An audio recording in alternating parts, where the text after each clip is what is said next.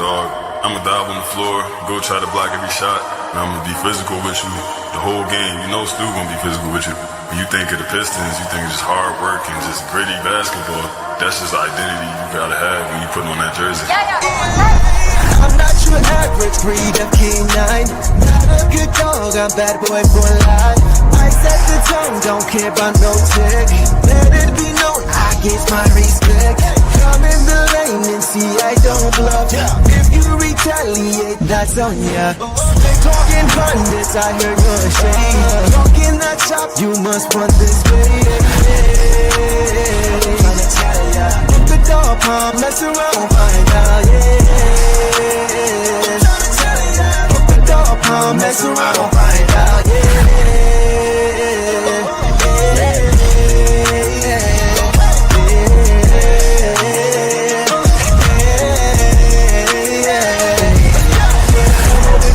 For some barbecue sauce, boy, you better cough a hill, cause I'm like that.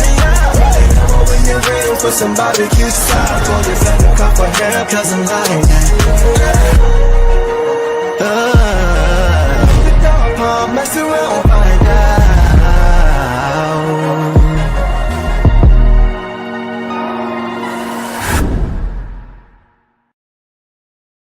Detroit basketball.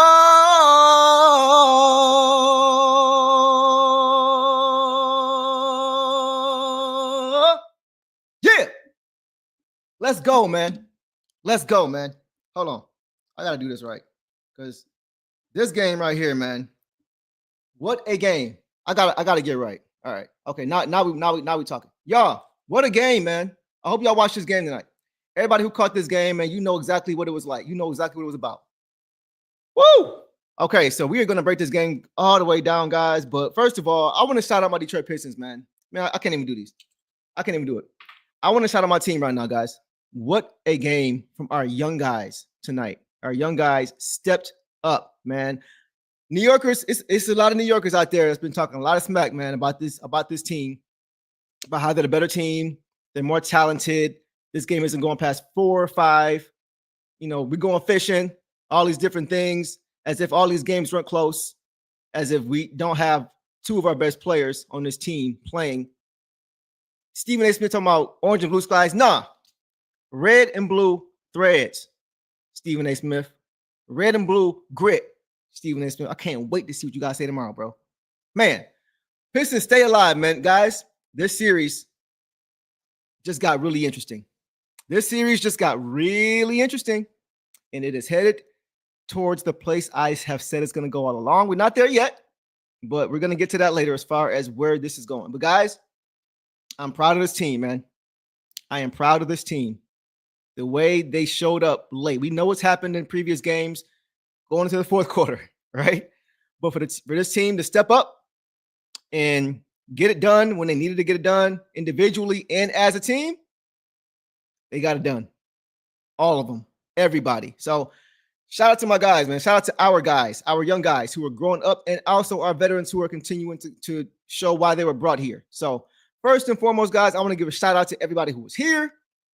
You guys always show up and show out, so I appreciate your support. We are going to break this game down in its entirety, man. So you guys have any comments you want to drop? I know everybody's really hyped right now. Drop a ton of comments, so make sure you guys put it in caps, like I always say, repost it again, or super chat if I miss it, right? Because I want to have a very interactive conversation about this game tonight. Y'all know I had to pull out the jersey, man. I had to pull out the Isaiah Thomas throwback jersey, Isaiah Thomas signed jersey, right? Had to get it done. Had to pull it out, man. This game was worthy of it. I don't often, y'all know me, I don't usually do the jersey thing, right? But tonight, had to pull it out, man. Very, very big win. Very, very deserving for this team. Okay, man. We got a series, y'all. We officially have a series now. It is not over. I never thought it was over, but I was telling you guys that we've been here before when it comes to being down 3-1. I know, different team, different time. I get it. But there are a lot of similarities when it comes to playoff series, man. Things happen. Momentum shifts, swings. It happens. It happens very, very often, right?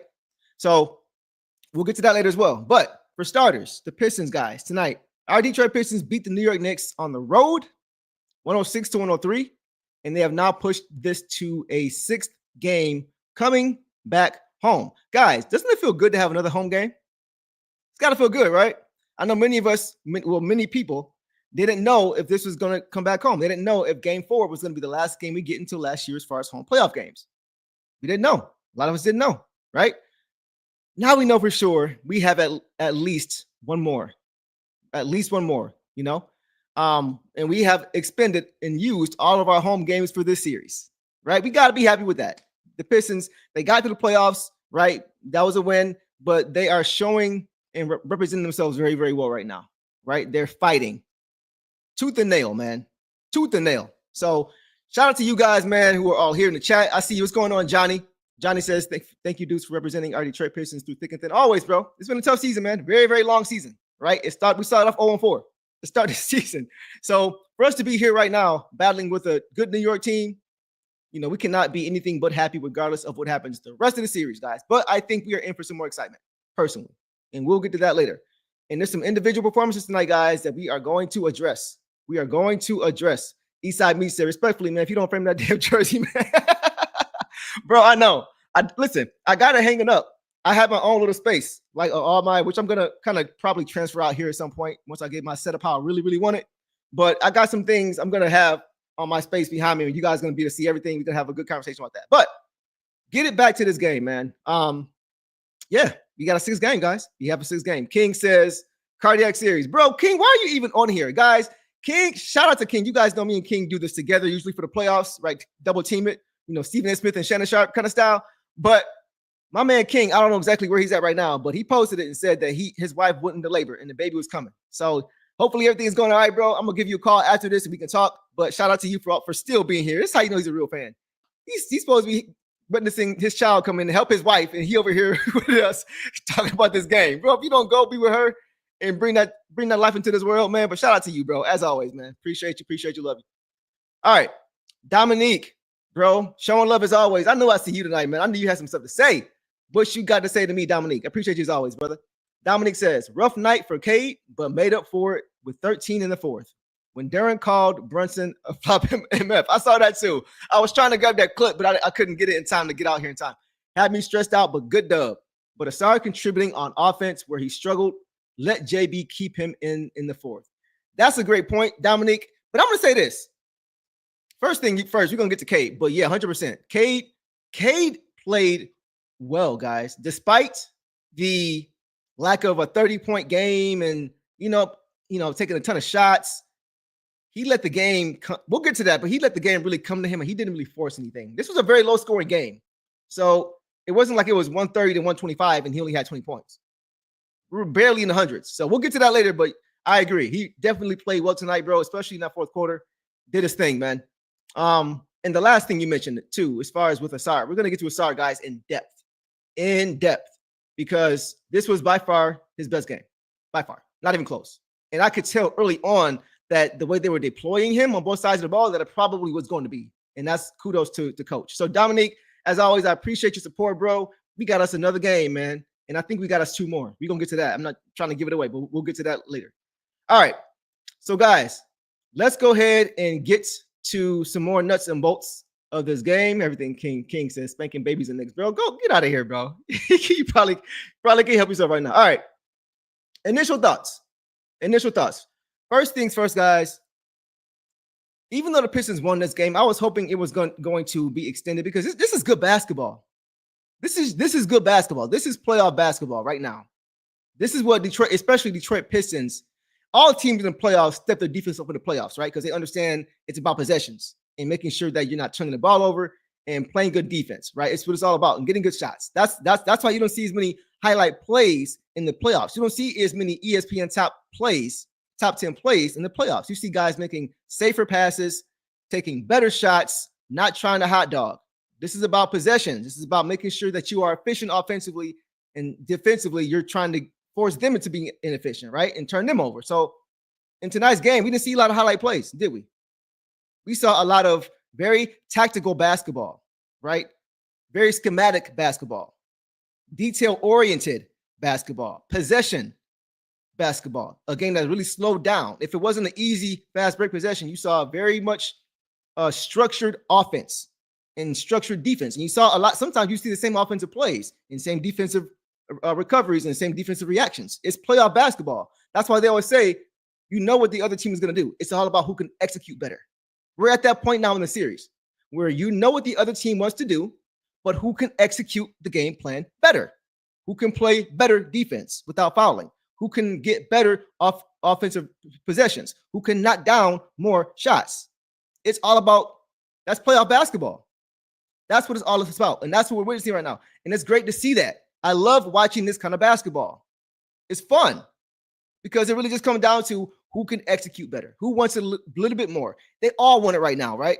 But who is willing to do whatever to come out with a win, to help your team and help your teammate? Who is willing to do that? And tonight, the Pistons were that team. With the backs against the wall, they took care of business. They had the sense of urgency from jump in this game. Last game, I didn't feel that way.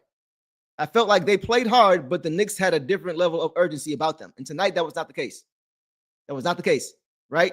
And speaking of a defensive game, you know, Cade is averaging 25 in the series, guys. He had 2 points midway through the second quarter. But Jalen Brunson is averaging 31 a game in the series. He had 3 points midway through the second quarter. So it's a defensive game. You're not always going to be able to have games where you drop 30 every single night. Neither of the best guys on the floor for both teams did that. It wasn't that kind of game. The defense tonight was about taking away the best guy. You saw that was what the Pistons were doing, as we'll get to, and that's what the Knicks were doing with Cade. You saw it. That's why they kept blitzing Cade, and that's why you had certain guys guarding Jalen Brunson tonight, right? It's all about making adjustments. And tonight, the adjustment for both teams was, we're not going to let this guy beat us. That was the mentality, right? But the Pistons, they hit first this game. You guys have heard me for most of the year say about playing 48 quarters and hitting first, right? Setting the tone for how the game is going to be played, trying to dictate style of play, right? For the first time in a while in this series, we got to see the Pistons play the way they wanted to start the game, play their style of basketball to start the game, create turnovers and get out in transition to start the game, right? So that was good to see. This team was locked in. They were locked in, and they were ready to go. And I give Coach credit for that. What's going on, Doug? Appreciate you as always, brother. Doug says, impressed with how JB coached this game. I am too. I am too. I am too, bro. I'm not just saying that. He made a lot of in-game adjustments, and he made the right moves at the right time. Even with as far as getting guys in and out for possession's sake. Like if the Pistons are taking their second free throw late in the game, before it happens, he's getting Asar back into the game for defensive purposes, right? If the Knicks make their first free throw, he's getting JD back into the game to secure the rebound, right? Just he was just very much on his P's and Q's tonight. Not saying he never is, but I really noticed it tonight in this game. So Doug says that. He says, I'm surprised the neighbors didn't call the cops on me. Dude, you are the best. Hey, Doug, you are the best, bro. You've been here. You're probably the longest tenured Pistons fan in our community, Doug. I know you said you've been watching since 1964, if I recall correctly. Correct me if I'm wrong, but I remember you said 64. So shout out to you for being able to witness this Pistons basketball. Great Pistons basketball, man. Great game, right? It looks really very reminiscent, Doug, doesn't it, of 2004 and 89 and 90 in those teams. So I'm glad that you get a chance, Doug, to witness that, and we get to witness it with you. So appreciate you as always, my brother. All right, let's get back to this game, guys. By the way, Isaiah Stewart did not play a game again tonight, guys. He missed his fourth straight game with his knee. I think he had knee inflammation in his right knee. So he really is hurt. You know, I noticed it. I was watching when he first got hurt, and I think it was game two. Game two, he got hurt, I believe. Maybe it was game one, but I can't remember. But whenever he got hurt, watching him labor up the court, I was just thinking to myself, don't take him out, don't take him out, don't take him out. Because I felt if he had to come out of the game, he probably wasn't coming back in the game. Because he doesn't want to miss a second. So I thought he had to really be hurt when they took him out. And I saw him and I said, oh man, because he's a tough dude, man. He wants to be out there. So for him to be hurt and to also miss playoff game after playoff game after playoff, like that's how you know he's hurt. That's how you know he's hurt. And it's so unfortunate because he's been an Iron Man all season. All season. He hasn't had any injuries all year. So it's unfortunate for him, but he did what I said. This played out perfectly good. This is exactly what I wanted. I didn't want for Stu to come back this game only for the Pistons to say, we can win now. That's what I didn't want. I didn't want the Pistons to just think they could only win this game if Stu was there, because that's not the case. The Pistons already won a game without him, right? They've already won a game without him. So if you do it once, you can do it again. It doesn't hurt you at all to have him, of course, right? You watch Cat play and you can see immediately the impact he would have. So it doesn't hurt you to have him there. It helps you, obviously, but you've already shown you can win without him. So my idea was, you guys have shown that you can win at the Garden, and you've shown you can do it without Isaiah Stewart. You've dug yourself in this hole with the help of the referees, but more importantly, not executing down the stretch late in games. That's why the Pistons were down 3-1. I know the last call, and I get it. The crazy shots by the Knicks, I get it. But this came down to late game execution for all three of these losses. All three of them. They had the game in their control through all three of the losses, except for one when they were even close. They were down 3 in the one game, right? But the point is that had the Pistons executed better in those losses, they would have won those games. And they've shown that when they do execute in the wins, that they can win. Like, they can win without Stu. So my idea was, get another game, right? Show your mettle, show your toughness, show your growth, show you're growing up. Get another win on the road, a signature win on the road without Isaiah Stewart. Do it. That's what I said. For those who remember, that's what I said. Go get it. Go get it. Earn it. And then for game 6 back at home, if Stu is ready, now you bring him back. Now you're bringing back. I don't see the Pistons losing 3 straight games at home. I don't. So you bring Stewart back in game 6, things can get really interesting. So we'll get to that later, but I'm just giving you guys a little bit of an idea of what I'm thinking about. So, but back to this game, man. I really was impressed with how the Pistons came into this game with the defensive pressure, with the execution offensively, getting out and running, just playing their style. You know, we say it all year, getting out transition off of turnovers. That's how they play when they're at their best. And did you guys notice, even at the start of this game, on the jump ball, Cat tried to steal it. He barely even jumped off the floor. As soon as the ball went up, he's knocking it away. And they caught it. They called it. But guys, they re-jumped it.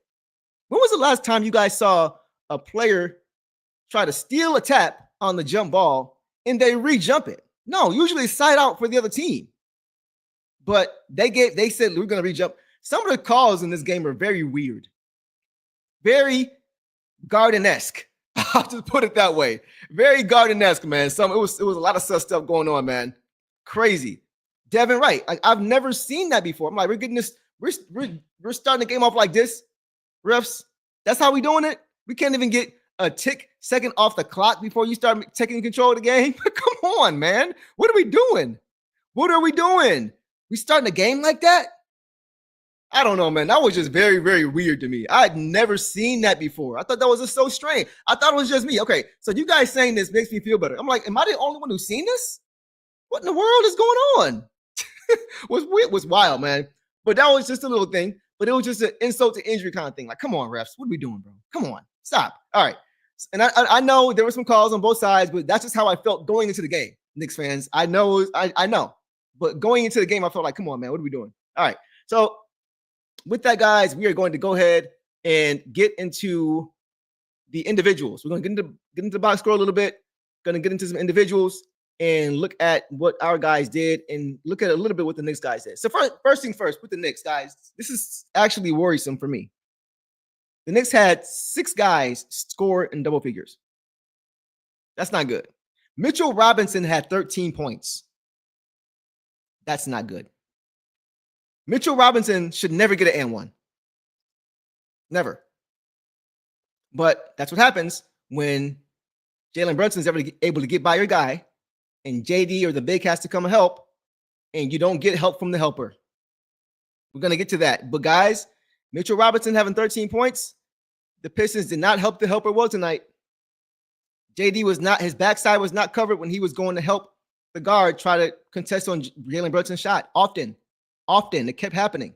It's got to get better with that. And I saw JD visibly frustrated because he's expecting his guy to be able to help him, to help that helper.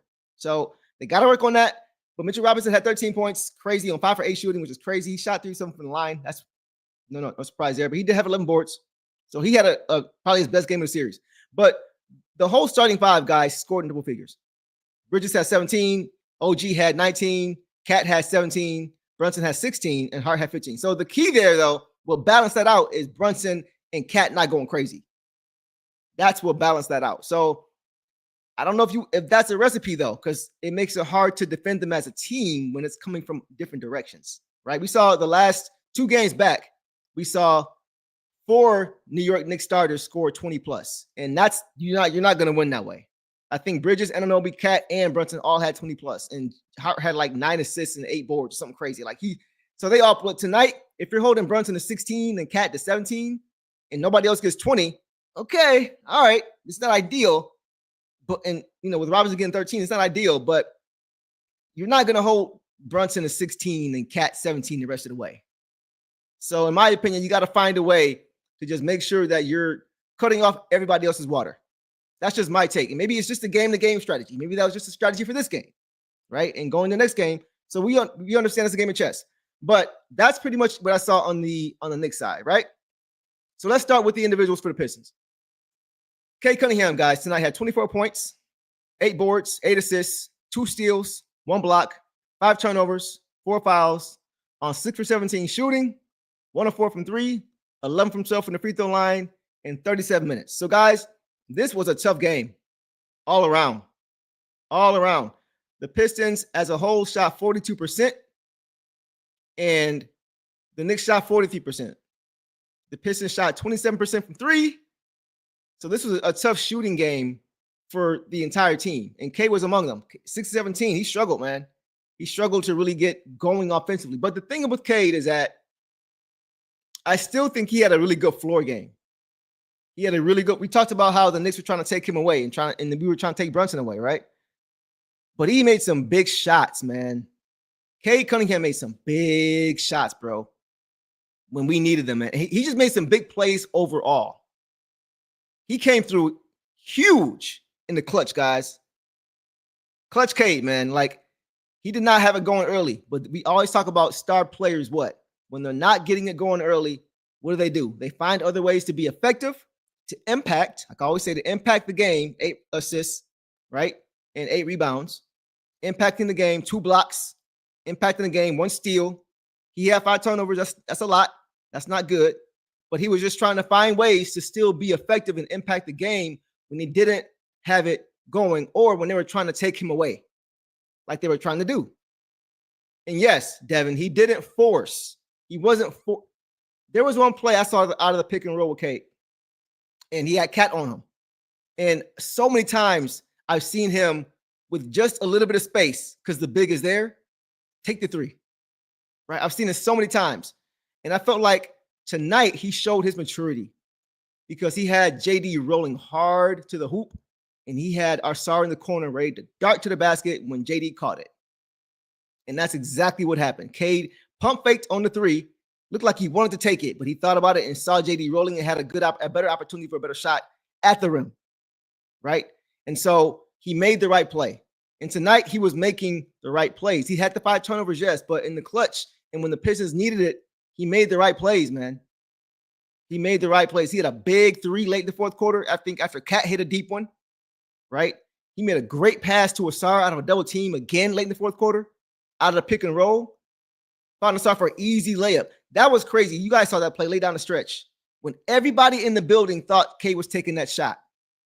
Everybody thought he was taking the shot. And the double came over, and Asar was right under the basket. Nobody even saw him there because everybody thought K was taking the shot. I thought he was taking the shot. I don't know how he even saw Asar. But that was a great, great pass. Clutch pass, clutch play, clutch discipline down a stretch, man, just to make the right play and not force it. Man, that was great to see. And like I said, this is a very defensive game, but he tried to take good shots. He tried to take high percentage shots. Sometimes they still don't go in, but he tried to take good shots. And guys, he made his free throws, man. It was so many times late down the stretch where this game is a 2-point game. The Pistons holding on to a 2-point lead or a 1-point lead or a 3-point lead. And Cade continued to get to the line and knock down his free throws like there was ice in his veins. 11 for 12, man. This is his first time in this situation back to the wall on the road in the elimination game. And he, under pressure, knocked down those free throws. He knocked down every free throw down the stretch. He knocked down every free throw down the stretch, man. He deserves credit for that. I've seen guys crumble in those situations. I've seen guys avoid the basketball in those situations because they don't want it. They don't want that pressure. He said, give me the ball. I'm going to get us a good possession. And when he got to the line, he knocked them down. He kept the Pistons moving. He just kept them chugging along offensively. Just kept them above water offensively. Just keep it moving. He just kept it moving. He didn't allow them to stagnate and have a scoring drought to where the Knicks go on a 21-0 run. He didn't allow that. He's showing the growth. He is showing the growth, man. This is what stars do. They make good plays, smart plays, winning plays in crunch time. That's what K did. He understood the Pistons were in the bonus early in the third quarter with 8 minutes to go. He said, okay, let's get everything to the rim. Let's get them in more foul trouble. Let's slow the game down, allow our defense to set so we don't turn the ball over, and let's get to the free throw line. And that's what he did. He understood the situation. That's playing chess. And defensively, man, he played very well defensively tonight, man.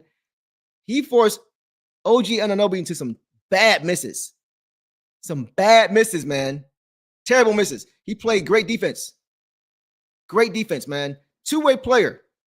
Two-way player was on display tonight. The 2 blocks and the 1 steal, it went way beyond that. He made a ton of plays. Great rotations. He was just on it tonight, guys. He was on it. Yes, Johnny.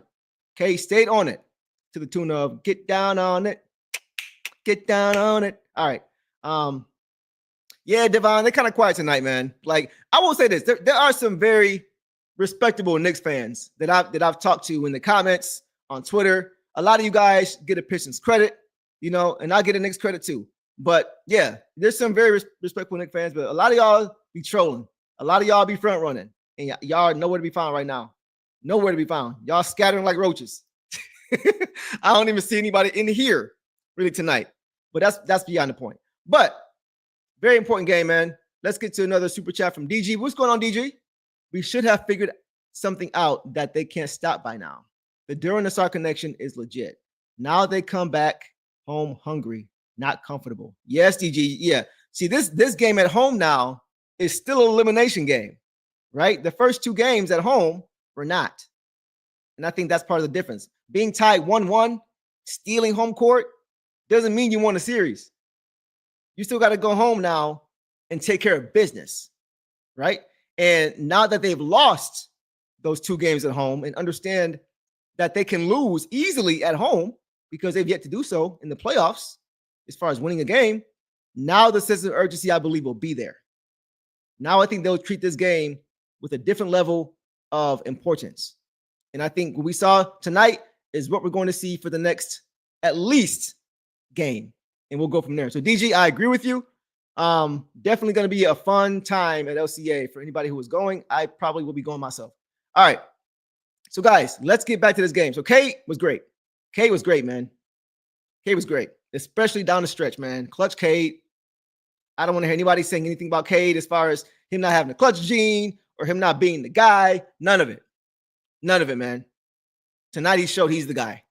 And he showed he's up for the challenge because he is. Got it done. He got it done, man. All right.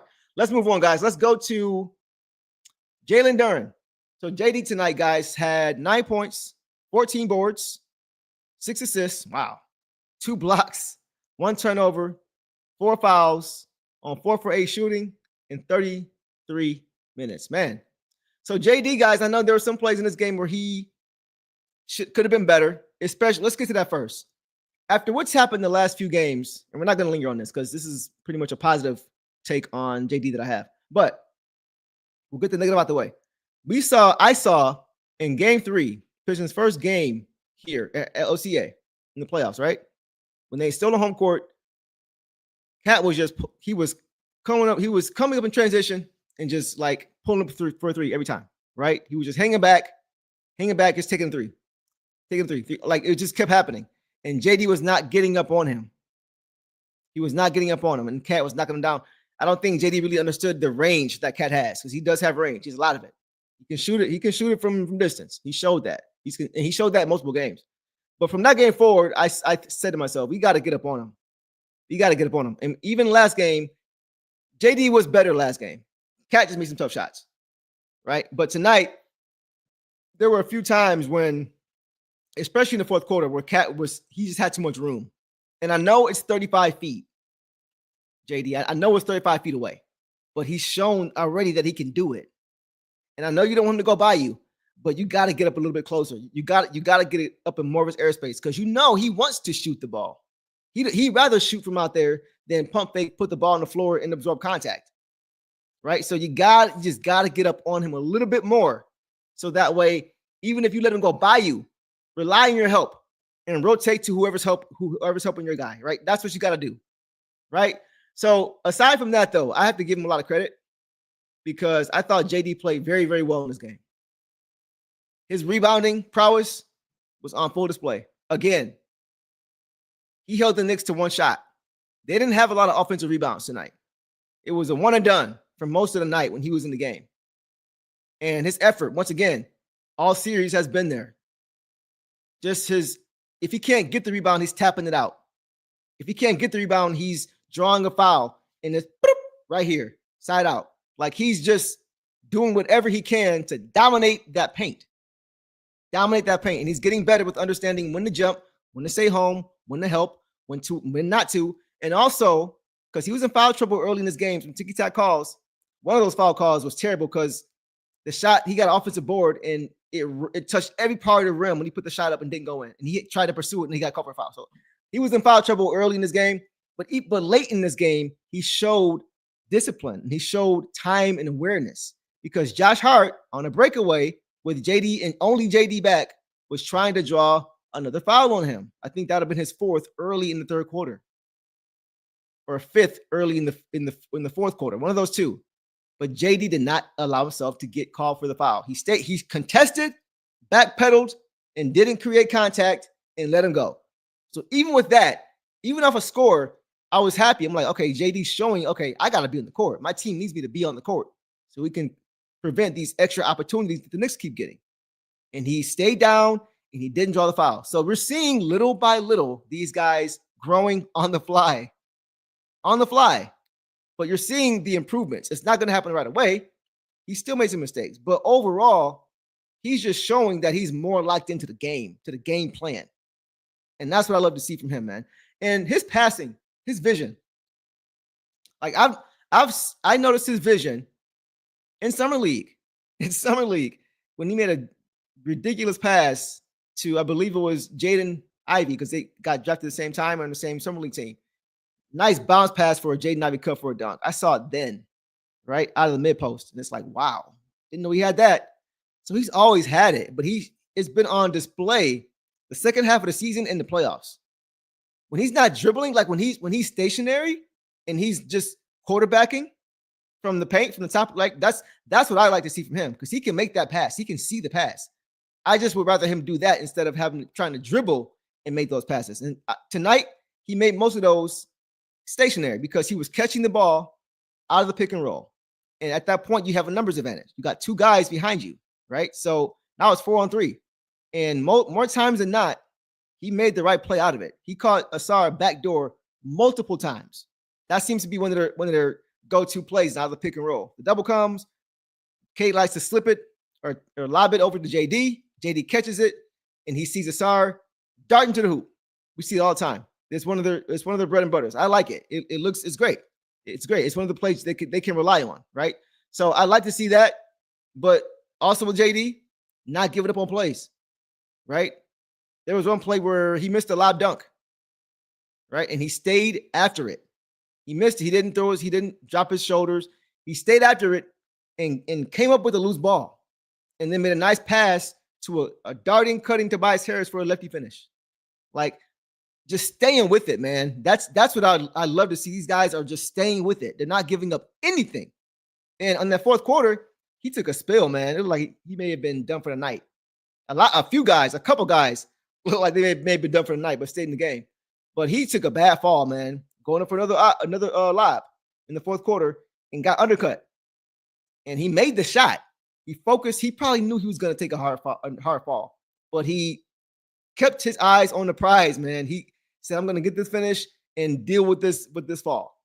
And he, to the point where he couldn't even really break his fall, right? Because he tried to finish and he got undercut so quickly, he couldn't break his fall. And he came down hard in his hip. It looked like, I thought it was his hand first, but I think it was his hip. Stayed down for a while, shook it off, stayed in the game, finished the game. Was still impactful after that to help win the game. This guy's 21 years old, man. He's 21. So for anybody saying he's not ready, he's this, he's that, he's 21. Look what he's doing in playoff games now. This is the playoffs. He's doing this in big games now, right? He's not perfect. He's learning. He's making mistakes, but he's making big plays late. He's being impactful late. Him at 24, 25 is going to be a problem. So JD, good game. Good game from JD, man, for sure. All right, guys, let's get to Tim Hardaway Jr., man. Tim Hardaway Jr. struggled tonight. He had 8 points, 5 rebounds, 2 assists on 2 of 10 shooting, 1 of 7 from 3, 3 of 3 from the free throw line in 34 minutes. So let me just say this first. I know he shot 2 for 10 overall, 1 of 7 from 3, but that's not why I feel like he struggled. One thing about Tim this season that I have said about him consistently is that he plays the same way every game. Makes the right plays, doesn't hurt his team, doesn't shoot his team out of a game, just tries to play winning basketball. And I do think that he tried to play again in winning basketball. I do think he tried to play to his strengths again tonight. But there were just some plays that he made that was just uncharacteristic at bad times. You know, one play where he's guarding Mikal Bridges and he slaps him on the arm on a fadeaway. Like you don't need to do that.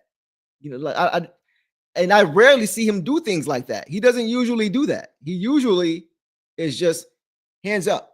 Like he's not the kind of guy who's trying to make the explosive play or make the home run play. He's usually hitting getting the single or the double. He's not trying to make the home run play. But tonight he just made some uncharacteristic plays that really hurt, that really could have cost us.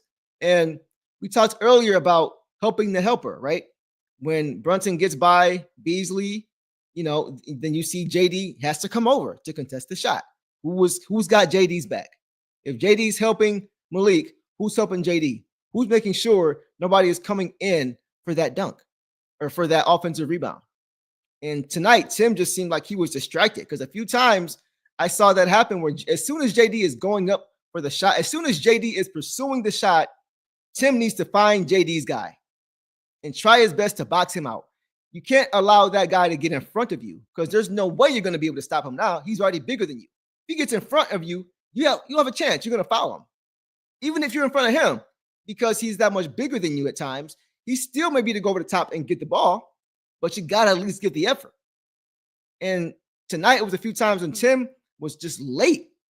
He was just late on the switch. And when JD was going up, he would be moving to the hoop after, whether it was Mitchell Robinson or whether it was Cat or whoever, and Anunoby, he would always react after they would, because those guys, the guys that JD is guarding, they also see that JD is going to attack Brunson and try to stop and block the shot. So they're darting to the rim as well. So you got to also dart with them.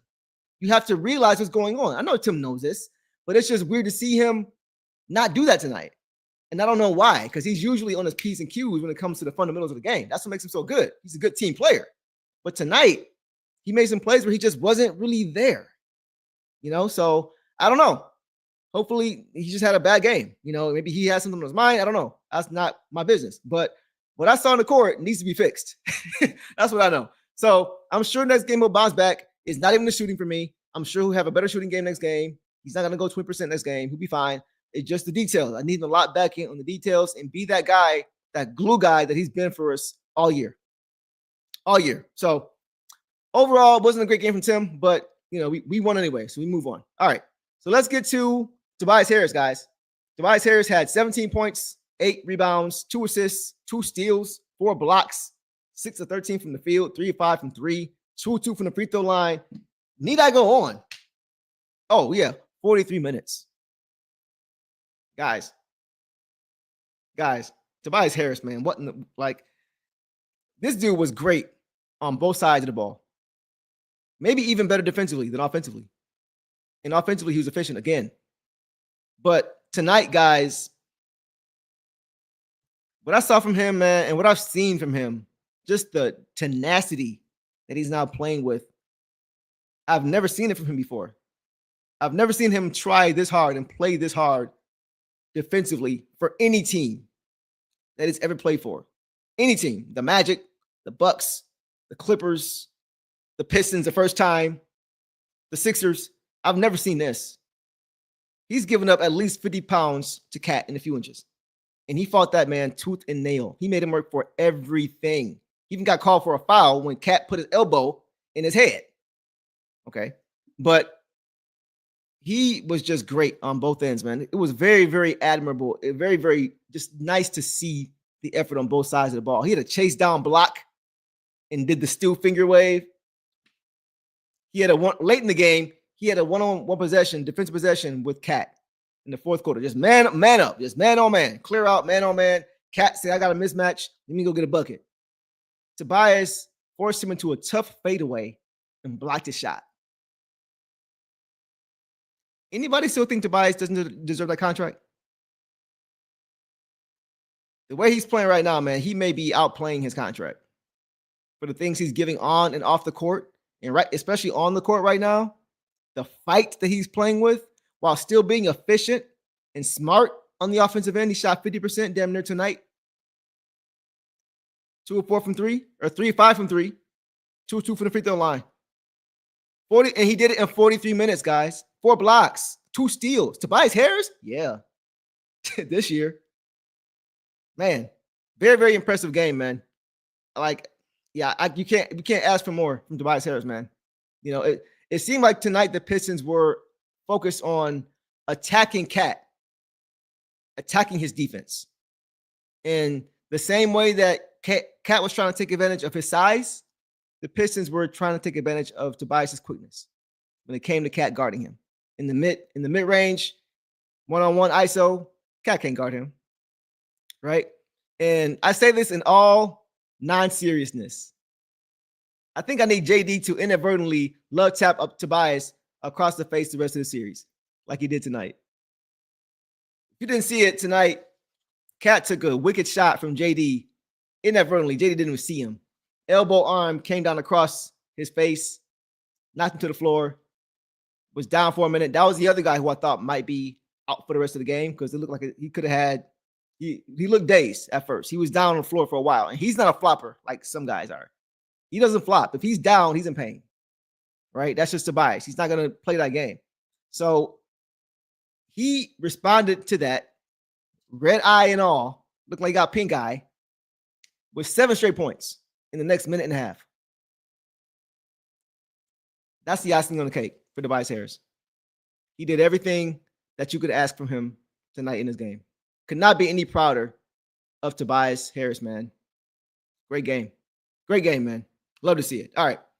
Let's go to the player of the game, guys. Player of the game. Man, the difference a game can make, huh? Asar Thompson tonight, guys. Player of the game. 22 points, 7 rebounds, 2 blocks. He did have 5 fouls, 8 for 10 from the field, 0 of 1 from 3, 6 of 12 from the free throw line in 29 minutes. So he has to get better shooting the ball from the free throw line. The fact that he had 12 free throws is very, very exciting if you're a Pistons fan because it shows that he can draw fouls. If he gets downhill and once he improves his handle and once he adds more to his bag offensively, ain't got to be too much crazy, but just add some go-to moves to with his athleticism. Just a few will be all he really needs to be effective to get to the line because he can hang in the air forever. He can draw contact. He's strong in there, right? And he's explosive out of this world. Top 2 percentile in the NBA. Maybe 1 with him and his brother. That's it. And Jaden, or and a few other guys. Shaden Sharp, a couple guys, right? But there's only a few guys in that conversation athletically. So if he can get a few go-to moves in his bag, other than the swing through, get a few more, right? He can be very, very dangerous going forward if he can knock down his free throws. And we're not going to highlight that and harp on that because that is the only really black mark on this game for him. And he shot 8 for 10, guys, which is great.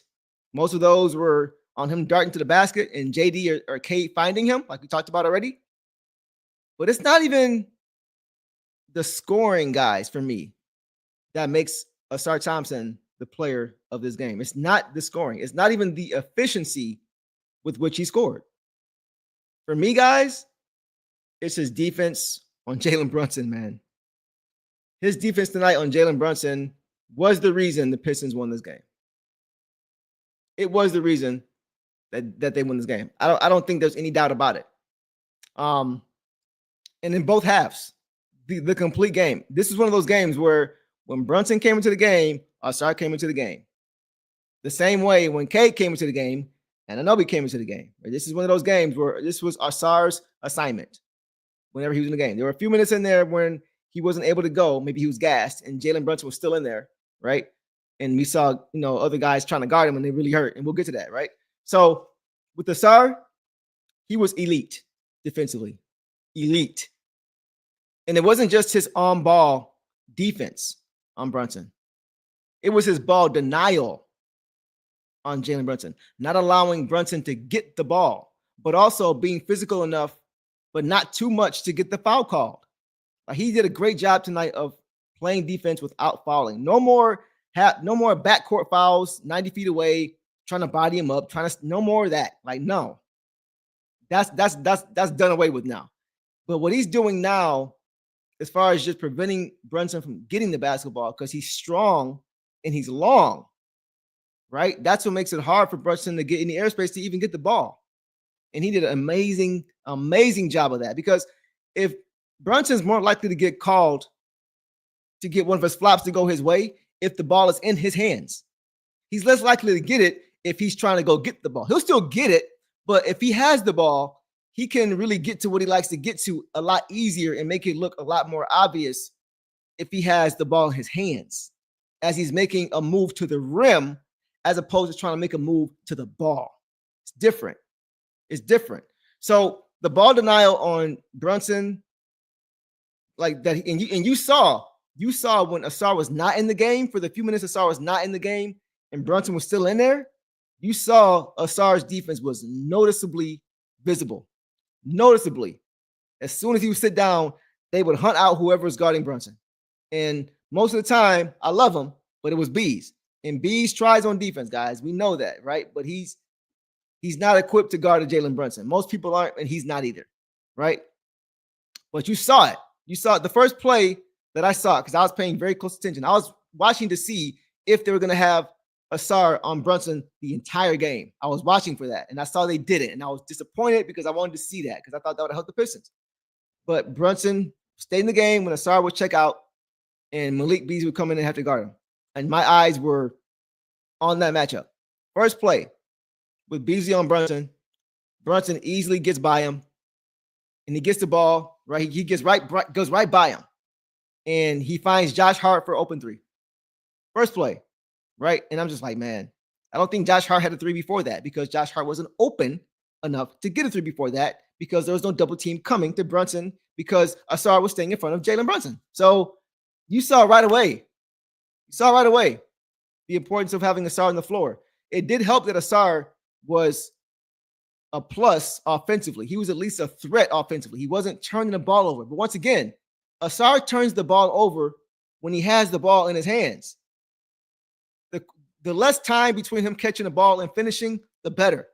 For right now, we've seen him at times be able to show flashes of being able to grab and go. Grab the board and no outlet. I am the outlet. I'm grabbing the board and I'm pushing. We've seen him be able to do that. But sometimes when he gets in traffic or he starts to move too fast or he starts to get in his head too much and he makes an errant pass or he gets stripped. More times than not, we've seen that. So for me right now, we need consistent play from all these guys. We need consistent positives from all these guys. Whatever you are absolutely best at, you're going to do that. With Jalen Duren, is rebounding, protecting the paint, right? Crashing the glass, rolling, finishing. You can handle a little bit here. We've seen it. We know you can do that, the highlight play. We've also seen you turn the ball over, JD. So for right now, we need you to consistently do this. Right now, we need Ausar to consistently do this. Do this for Ausar, moving out the ball offensively, catching it, finishing it, or catching it, making the right play, or crashing the glass for offensive rebounds and putbacks. That's what he can do consistently for you offensively. And tonight he did it. It's not taking jump shots. It's not corner threes. It's not free throws, even though that can improve. It's the things that you really can't scout for. It's the plays that are not drawn up for him. He's that kind of player. He's best off of plays that are not drawn up for him because he's just a disruptor. He's so athletic and quick to the ball that he can do things that most guys can't do. So you have him do those things. Have him do those things. He is best at those things. And tonight we saw it again, that he is best at those things. So I love to see that. Doug coming back around says, Giannis laughed at Malik and us, but at least we are still playing. Really appreciate you and King. Let's keep this thing going. Why not? Why not, Doug? Let's keep it going, man. And I think we are going to keep this thing going. We'll get to that for sure. But Doug, as always, I appreciate you, man. Once again, you are the longest tenure fan here, and you have seniority, my friend. So I appreciate you as always showing love, man. And yeah, let's keep this thing going, man. The Bucks got popped tonight by the Pacers. They should not have lost that game. They were up 4 with like 18 seconds to go, and they fell apart. So the Pacers move on, and that's that. So let's get back to this game. So yeah, guys, I loved what I saw though from Asar Thompson tonight. He was incredible. He was incredible when he is harnessed and concentrated on the things that he's best at and not stretched outside of anything else. Because when he's focused on those things, he can be at times the best player on the court, and he was tonight. But when you got him doing too much, he can be easily the worst player on the court, as we saw last game. So he just needs to continually focus on the things that he does best. Stick to those. He'll be a net positive on the floor 9 times out of 10. 9 times out of 10. So great game from Asar overall. He had a swat, guys, off the glass. It seems like he has these LeBron-esque type of blocks where it's like, how in the world is that not a goaltend? He gets there so fast. We saw earlier this season, I forgot who it was against, where somebody was taking a shot, and it's as they're laying the ball up, Asar's still not in the frame. And somehow he just comes out of nowhere like Black Panther running in Infinity War. Like what in the world is going on? Like his athleticism is insane. And that chase down block he had tonight again was insane. I don't know how he did that. But once again, it just shows when you stick to his strengths, he can do things that most guys can't do. And that's something that you can't really coach. So let's move on, guys, to the bench. And we will call it a night. So let's go to Malik Beasley.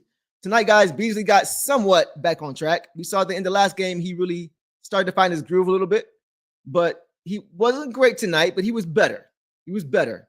I mean, he couldn't have been worse because the last 3 games, he's been kind of bad, right? But tonight he had 10 points, 1 board, 1 turnover, 4 of 11 shooting, 2 of 7 from 3 in 26 minutes. So like I said, Malik didn't play great.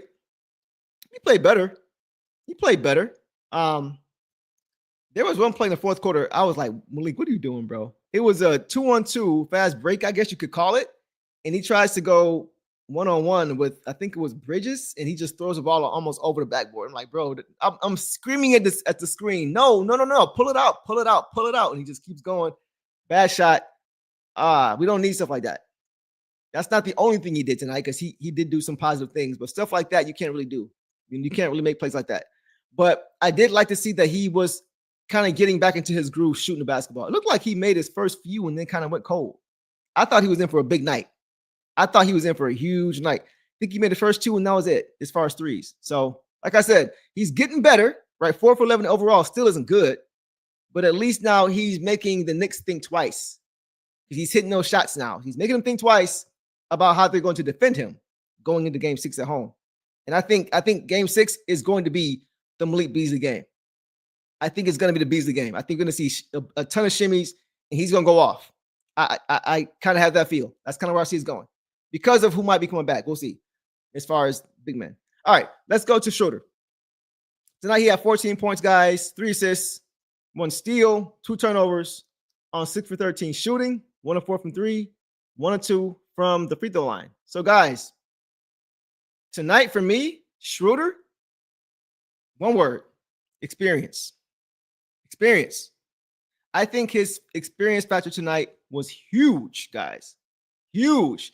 If you guys are paying attention and you saw what he was giving this team, man, as far as when he was giving it to him, right? Just He gave the Pistons timely offense tonight. Timely offense. 6 for 13, almost 50%, just like Tobias.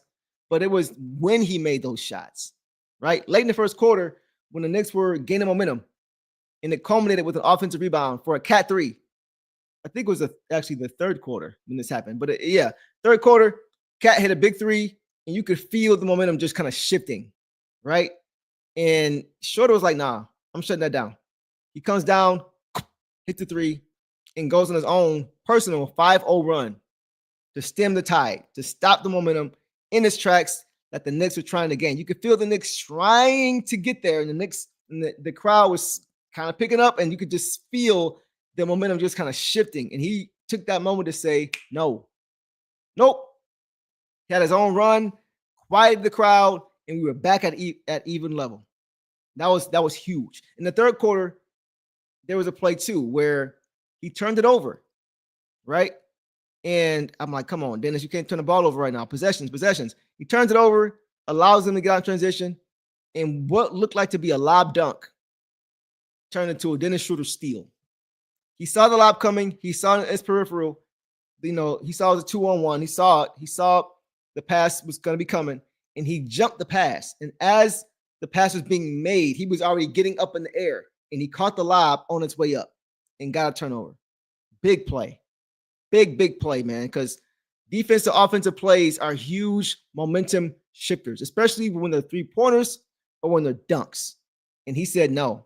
So he didn't play a perfect game, but he played pretty well enough for this team to win. And he made very timely plays down the stretch. Very timely plays down the stretch. So good game from Schroeder, man. I thought he was very, very big. And his experience, once again, continues to play a role. Just having been there before, right? Just having been in that situation, knowing what it's like to go down, knowing what it's like when the crowd is in your ear and the momentum is kind of moving away from you, and knowing what to do when that happens. And tonight, that's what he did. So good game from him. All right, let's move on, guys, to Paul Reed, man. Paul Reed tonight, guys, he didn't score at all. He had 0 points, missed his only shot. He had 1 board. He had 4 steals, 2 turnovers in 11 minutes. So I felt, guys, like in that first quarter, Paul Reed was one of the most impactful players. He may have been the most important player in that first quarter because we got contributions offensively from certain guys, but both teams were kind of just like stuck in the mud, and they were kind of trudging along, and nobody could really get into a rhythm. And Paul Reed came into the game, guys, and really gave this team a lift. Yes, D Bazinda in the house, Dwayne Boatwright. Yes, next man up. Paul Reed was on some next man up stuff tonight. For sure. For sure, man. Like he made so many plays, even though he didn't score. He didn't score, no. But we always talk about this, guys. What do we always say? What am I doing if I'm not how am I helping the team if I'm not scoring? If my shot's not falling, how can I still be impactful? Impact. I said it all year, right? Impact. You said it when Ron Holland would go cold and couldn't make shots and was 0 for 4 or 5 from 3-point land, still making a huge impact defensively, right? You talk about impact. Impact. Tonight, Isaiah Stewart, impact. Of course, right? Tonight, Paul Reed was impact. No points, but was still the most impactful player on the court in the first quarter. His effort, we saw him going after 50-50 balls, right? Diving on the floor, trying to get every 50-50 ball. I think he got every 50-50 ball that was available to him that was a loose ball. He got every one, right? The way he was moving his feet against Jalen Brunson on the island, slapping the ball off his hip out of bounds, turning Jalen Brunson over as a big. It's not easy to do. It's tough for a star to do, right? And you see Paul Reed moving his puppies, moving them shoes, moving his feet, staying in front, causing turnovers, right?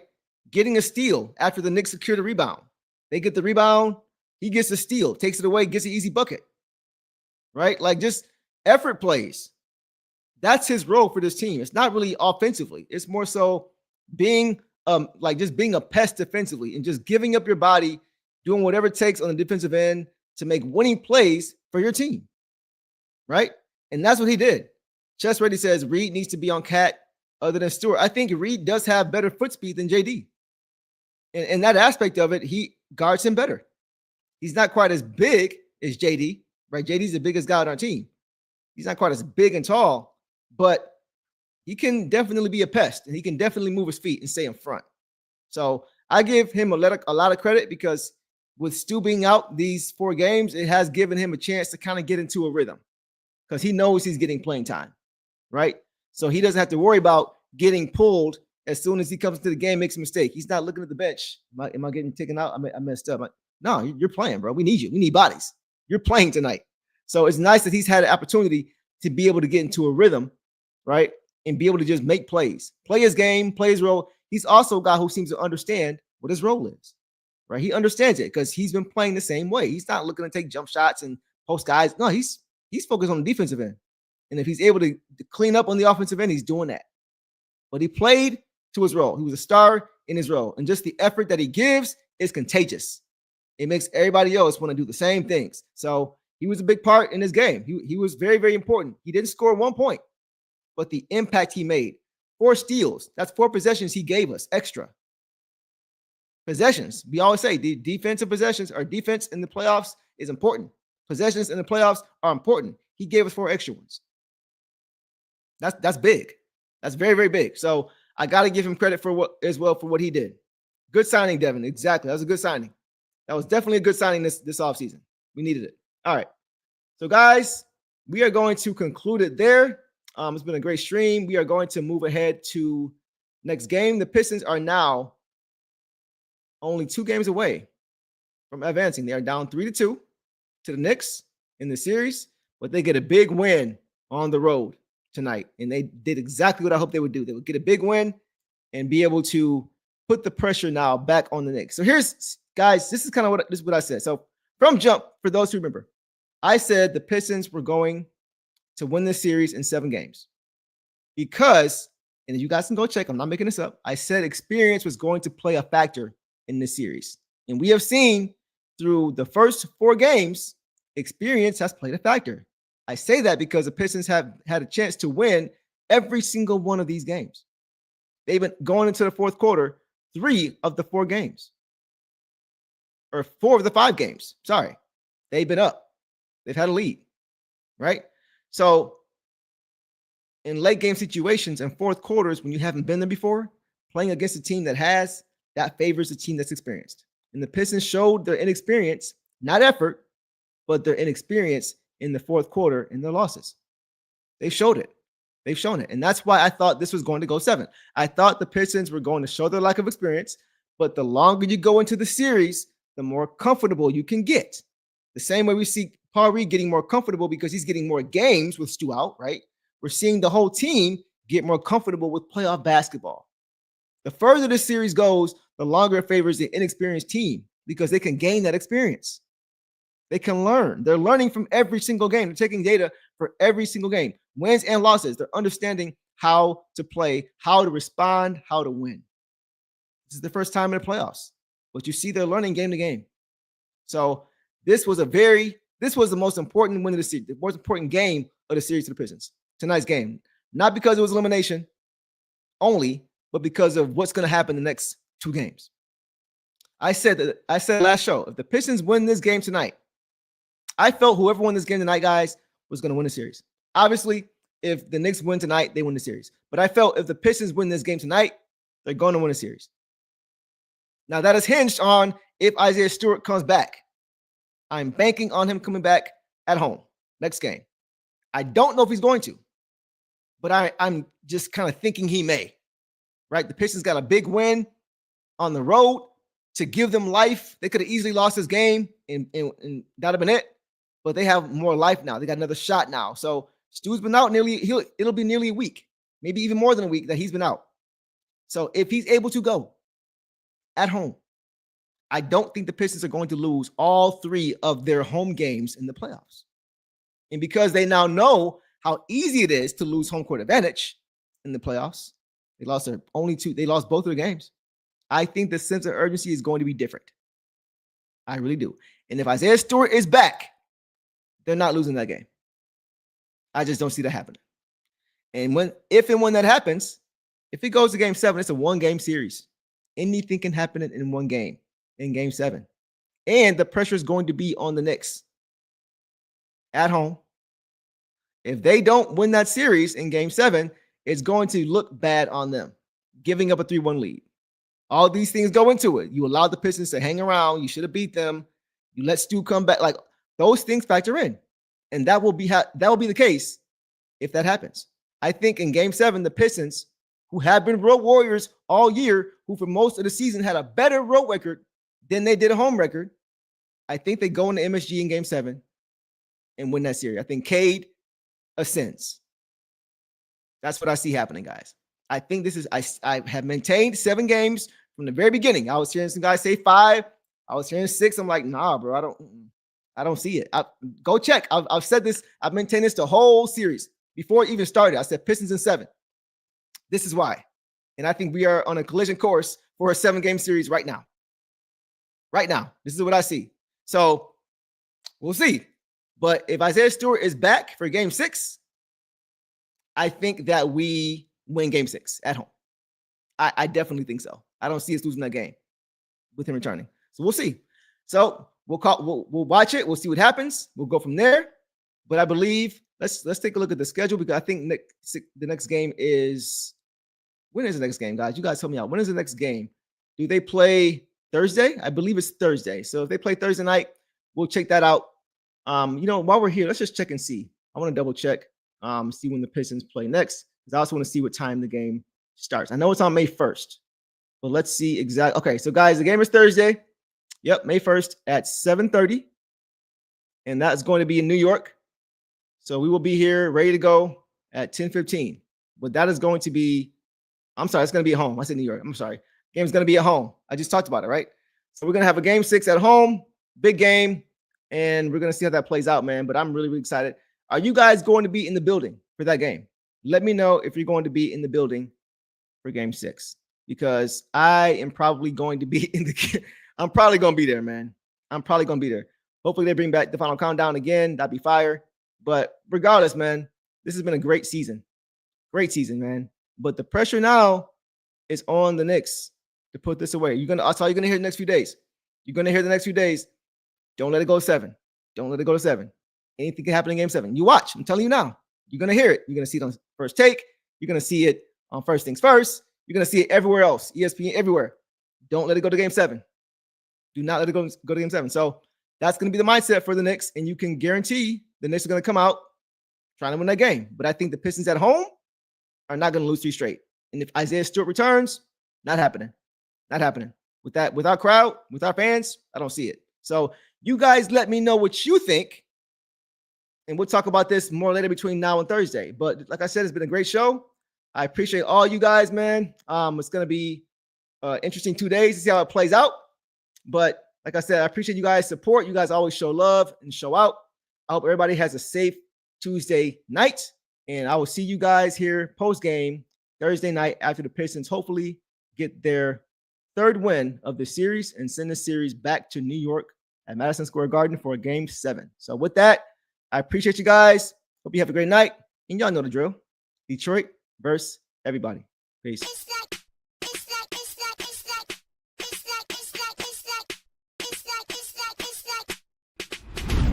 Rewind 2021. There was a parade in my city. #1 pick dancing in the street. Everybody was hitting the good. Kid arrived in the D, and it was live as can be. They can ball, but we didn't want Green, Mobley, or Scotty B. No, when he got hurt, everyone lost it. Storylines leaking, no faucet. Caught him wash when he broke his tibia. All the haters, time to get it really Everybody wanna be Skip Bayless. Wanna throw shade, okay, say less. Deuce went #1 for a reason. It'll click by the end of the season. When he wins most improved player. Gonna be a movie, here's the trailer. Don't say I didn't try to warn you. signed by Wembanyama. Cade Cunningham. He was raised in Texas, but now he's Detroit flexing. Team USA, he was killing them. Got him effed up, let me quote Eminem. Nowadays, everybody wanna talk like they got something to say, but nothing comes out when they move their lips. That's a bunch of gibberish and money lovers act like they forgot about Cade. Nowadays, everybody wanna talk like they got something to say, but nothing comes out when they move their lips. That's a bunch of gibberish and money lovers act like they forgot about Cade. Forgot about Cade, they forgot about Cade. Forgot about, how you forget about Cade?